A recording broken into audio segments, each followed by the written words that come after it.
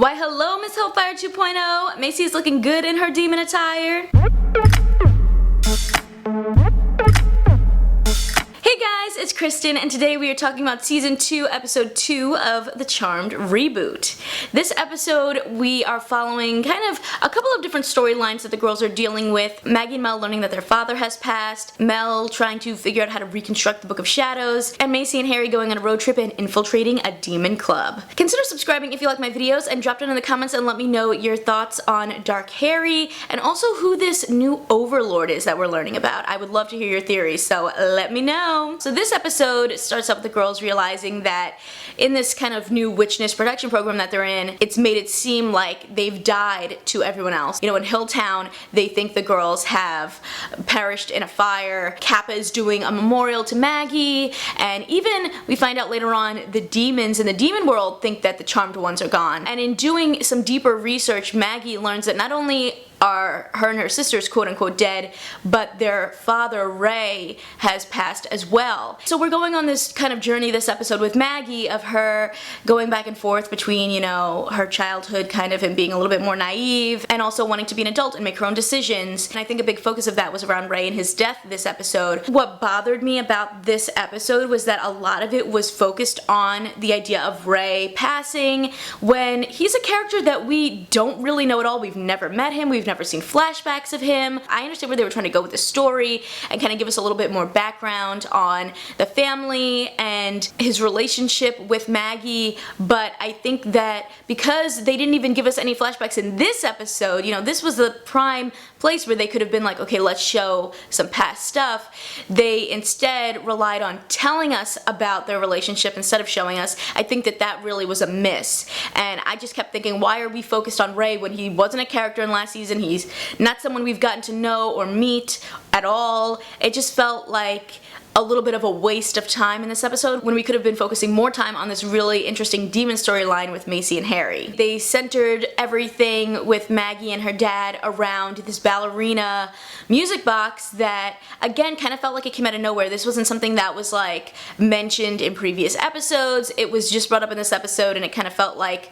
they were trying to force us to feel something when really there was just no background here. Honestly, I think he's the kind of character that I don't care necessarily about his death, no offense, but I would have loved to learn more about how he connects to Marisol and what he knows about, you know, the sisterhood and their witch powers and, you know, their magical history. That's something that I think would have been really interesting. To find out that this guy that we don't know died, it's like, alright, well, can we focus on something else? We do see Maggie end up deciding to let go of the past, and she even gets a job as a part-time receptionist at Safe Space so that they continually have access to the command center and don't have to worry about that anymore. So that was kind of interesting to see what Maggie's going to be doing now that she's not going to be at school anymore. And honestly, I wouldn't be surprised if a little bit down the line we start to see her training with Jordan or something so that she can, you know, work on her fighting skills. Especially since the girls don't really, you know, have their powers now. That would be a great asset for them to learn how to fight and be able to take care of themselves when they're going up against some demons. This episode we also see Mel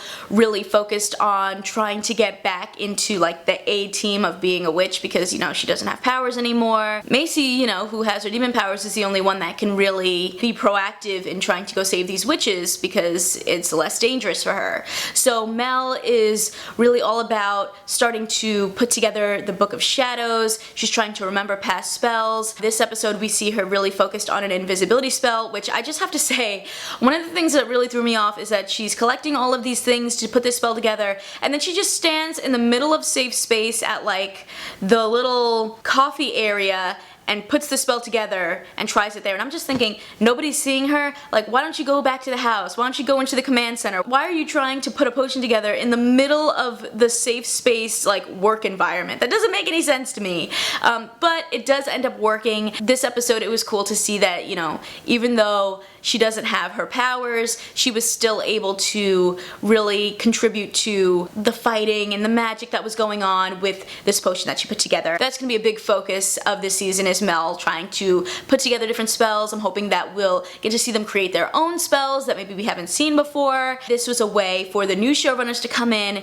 and kind of start over again and introduce the girls' powers in a more realistic way, and also have the Book of Shadows be something that is really more important to them and more bonded to them as the Vera Vaughn sisters. And now, of course, we have to get into the Macy storyline, which I feel like was the strongest one in this episode. We get to see a lot of things going on around her. First of all is that dream that she has about Harry. To me, that is dark Harry kind of seducing her, trying to trick her into bringing him to the sisters so that he can, you know, destroy them. And I have to say, I was pretty surprised actually that they revealed that the demon assassin was Dark Harry so quickly in this episode. I thought that we were going to wait a couple of episodes at least before the sisters found out. So I just kind of felt like that moved pretty quickly, especially because I know that that's supposed to be one of the longer running storylines of the season. That's like one of the big mysteries. I know we still don't really know exactly who he is,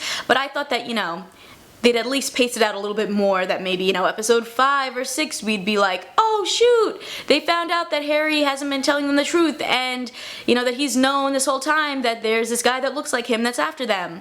But nope, they found out pretty quickly. And I think it really opens up a lot of ideas of who is, you know, this Dark Harry. My first thought is that he's a darklighter, which I think would be really cool if, you know, there's kind of like this yin-yang to like whitelighters. Maybe if you become a whitelighter, you automatically get like an evil twin kind of darklighter who is kind of the opposite of you, which I think is really interesting because it kind of brings up this duality of like you have to have good and evil in order to, you know, find a balance. So I definitely think the fact that this demon assassin is shooting people with poison darts, that the darts do have this poison in it that will affect a whitelighter and his ability to, you know, use his powers, and that he looks like another whitelighter, really does kind of lead me to think like this could definitely be a darklighter storyline. There are some other theories as well that could be out there. You know, maybe this is a shapeshifter, maybe this is who that mysterious Overlord is. We don't really know. You also see Macy infiltrate this demon